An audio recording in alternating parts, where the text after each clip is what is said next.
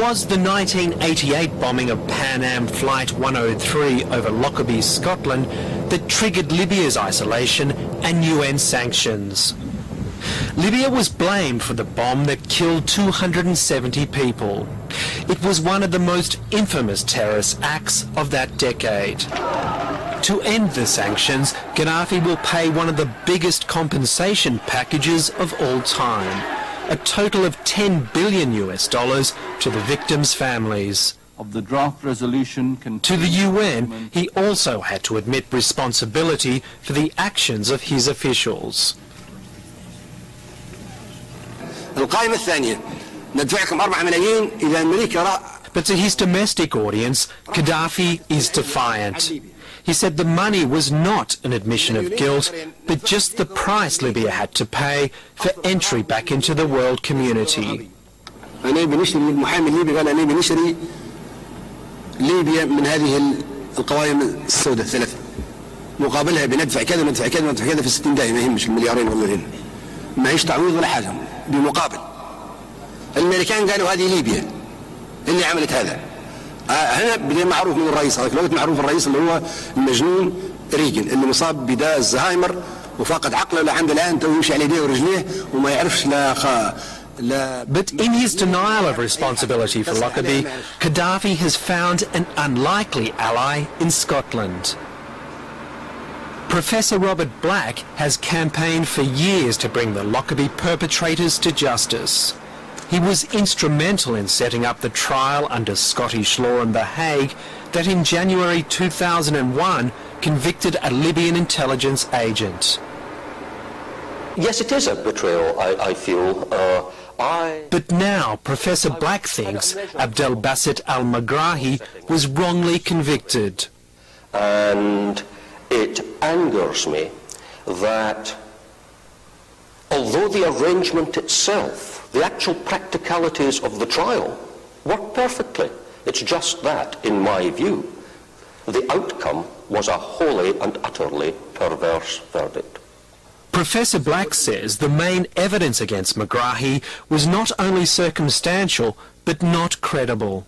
It centres around the clothes in the suitcase that contained the bomb. It's alleged Megrahi brought them off a shopkeeper in Malta, thus connecting him to the attack. The shopkeeper at no point ever said, that is the man who bought the clothes. The most that he would say is that that man resembles a lot the person who bought the clothes in my shop. And he had also, in his original statement to the police, the shopkeeper had given a description of the man who bought the clothes. That description was that the man was over 50 years old and that he was over 6 feet tall. Abdelbasit Megrahi, at the relevant date, was 36 years of age, and at that date, and still, he is 5 feet 8 inches tall. Nevertheless, on that evidence, the judges held that Abdelbasit Megrahi was the person who bought the clothes in the shop. Many of the British victims' families agree with Professor Black that the verdict was unreliable. I would like to see Libya allowed to come back in the community of nations. To uncover the truth, the families are calling for a full public inquiry. Professor Black wants a retrial, and if that doesn't happen, he's prepared to quit the profession. If our legal and judicial system is not strong enough to recognize that it has made a mistake and to take the appropriate action to rectify that mistake, then I'm afraid it is a system with which I do not wish to be connected. I can tell you without any doubt that initially the understanding was that it was not Libya, but that it was Iran. Now, of course, I can't reveal to you the evidence I saw at that time, but there was evidence. It wasn't just speculation. The international community is sending two clear signals. First, that this time, it was not bombs, but international sanctions that were to hit Tripoli.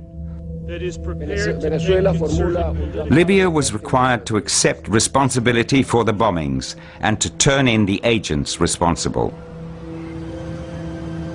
Western diplomats believed that a drastic embargo would be enough to bring Gaddafi down.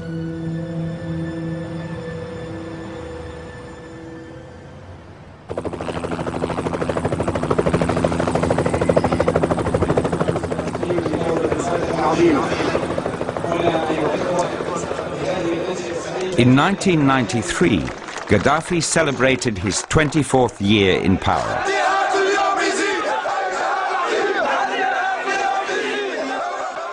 The erstwhile revolutionary was now 50.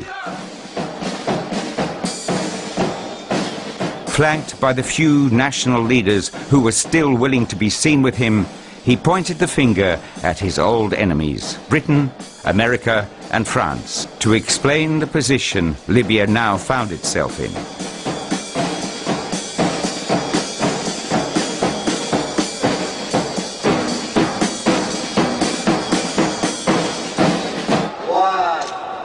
باعت نفسها بالشيطان واعتقدوا ان الشيطان سيبقى دائما، لكن نقول ان الشيطان سيهزم في النهايه وسينتحر الشيطان.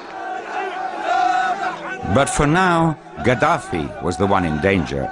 He was a pariah, leader of a country that was cut off from the rest of the world by an embargo on air traffic and weapons sales, and above all, by a boycott of its oil, Libya's only source of revenue.